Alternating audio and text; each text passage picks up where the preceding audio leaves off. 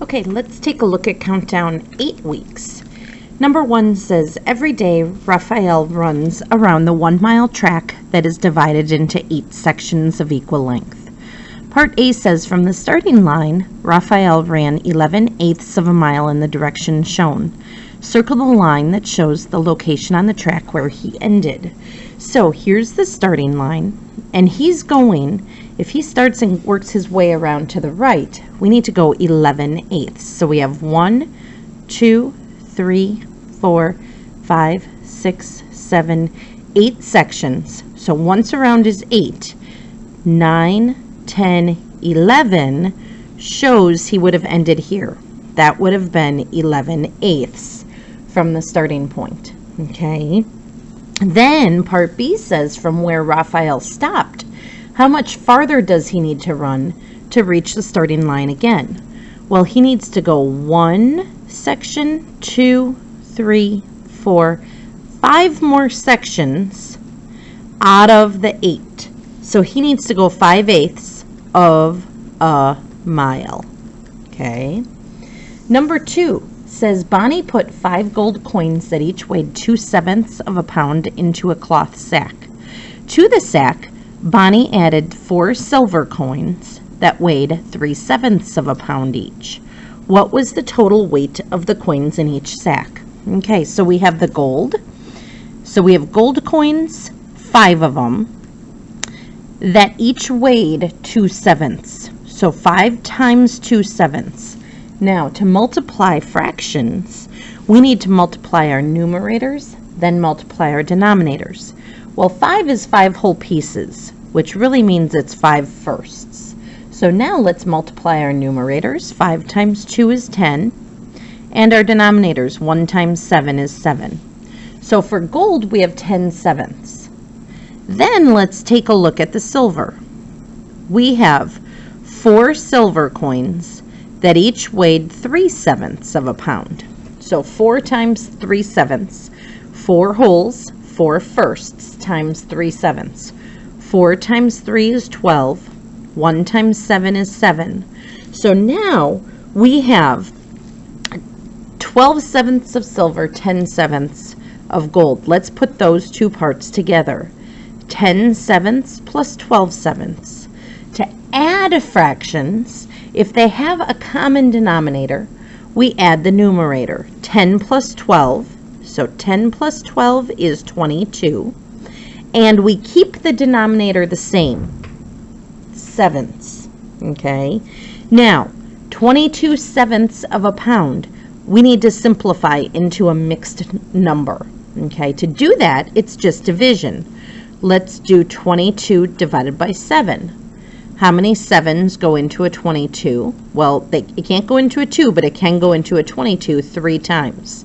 3 times 7 is 21, and I have 1 left over. Remember, with long division, when we have that remainder, that's our numerator left. Our divisor is our denominator. So 22/7 is 3, and 1/7 pounds would be our label. 3 and 1/7 pounds. Okay, lots of fraction work this week. Let's take a look at the back side. In the election year for mayor, Victor Pena got 142,512 votes, and Marley Robbins received 142,483 votes. Who won the election and by how much? So we need to compare the votes. So let's take a look. 142,512. We're going to find the difference between 142,483. And if I subtract, notice 2 take away 3 I cannot do. I need to go next door. 1 take away 8. Still cannot do that. 5 take away 4 I can, so that's where I'm going to regroup from. I'm going to put a group of 10 next door onto the 1, which makes it 11. Okay, now I still can't do 2 take away 3. So let's regroup. The 11 is going to become a 10, and the 2, I'm going to add that group of 10 on to make a 12. Now I have 12 take away 9. 12 take away 3 is 9. 10 take away 8 is 2. 4 take away 4 is 0, and our other numbers are all the same, right? So who won? Well, Pena won by 29 votes. He had 29 more votes. We put his number up on top and Robin's down on the bottom, okay? Now, part B says the election rules state that all results must be rounded to the nearest 100. According to the rule, who won the election? Well, if we round this to the nearest 100, 142,512 and 142,483. Here's my hundreds, right? That's like the elevator on my rounding machine. For the first one, the 1 is the button. That tells my 5 to stay. So this, remember, you keep everything out front, and the elevator, you determine if it's going to go up or stay. In this case, it stays at a 5, and then the 1 and the 2 turn to zeros. So 142,512 is closest to 142,500. Okay. Then we have the next one.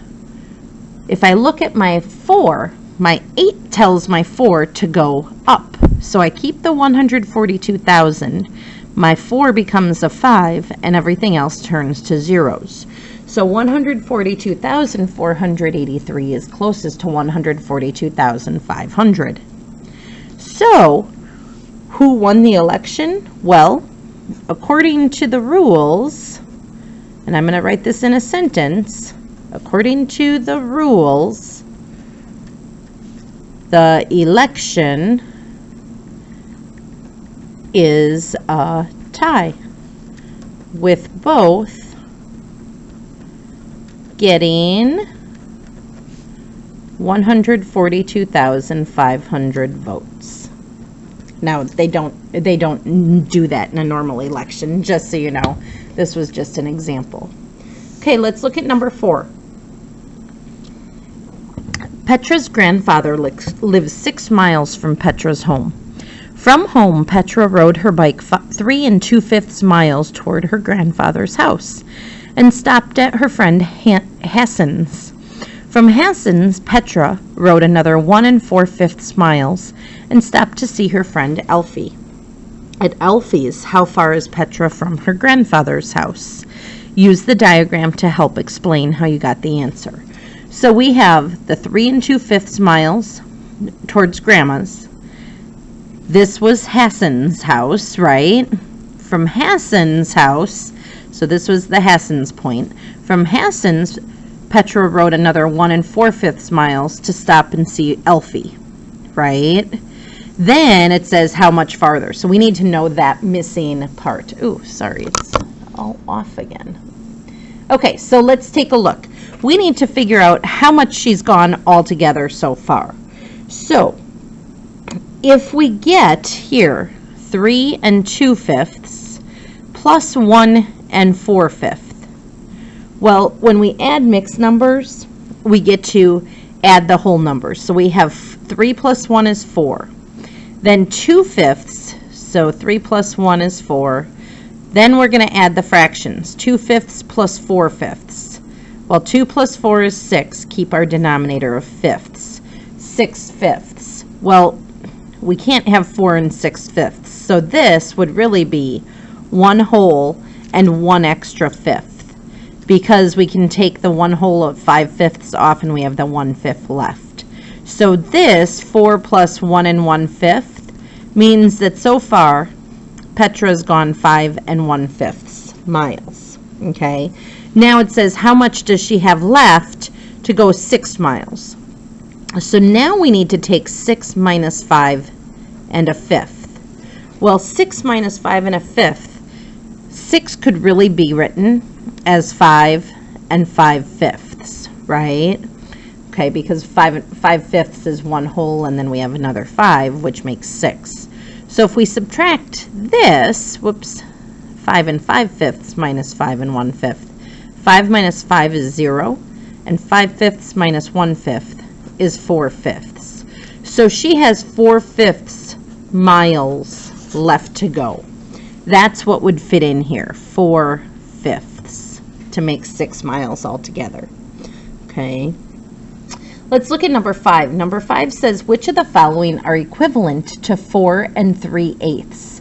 Select all that apply. Okay, so we need to figure out each part here to figure out 4 3/8. The first one, we take our numerators times our denominators. So we have 7, which is 7 wholes, times 5/8. And to get this one, 7 times 5 is 35. 1 times 8 is 8. Now we need to do some division. 35 divided by 8. 8 cannot go into 3, but it can go into 35 4 times. 4 times 8 is 32. And 5 take away 2 is 3. 3 take away 3 is nothing. So we have 4. Sorry, I should have written this bigger. 4, and remember the remainder is our numerator. The divisor is denominator. 4 3/8 is what 35/8 is equal to. So yes, the first one does work. Okay. How about the second one? 6 minus 2 5/8. Well, let's again change that 6 into 5 and 8/8 because we're in eighths now. So we're gonna change it into a mixed number and subtract off our 2 5/8. 5 take away 2 is 3. Okay, that's our whole number. Then we have 8/8 minus 5/8. 8 minus 5 is 3, and 8 is our denominator. So that one is not equal to 4 3/8. It's actually 3 3/8. If we look at the next one, we can add our whole numbers. Okay, so let me just rewrite it here. We're going to run out of room here, so let's rewrite it. 3 plus 1 is 4, and then we add our numerators. 5 plus 6 is 11, denominator stays in 8, but we need to figure out 11/8 is really 1 3/8. So 4 plus 1 3/8 is 5 3/8. Okay, so once we figured out that improper fraction to a mixed number, that showed us that that one does not equal 4 3/8. The last one, we have 35 times 1/8. So 35 wholes times 1/8. 35 times 1 is 35. 1 times 8 is 8. 35/8. Ooh, that's what we had up here in the first one. We know and figured out that that's equal to 4 3/8. So the last one would also work. So we have the first one answer and the last answer equal to 4 3/8. We had to figure out all of our choices for that one.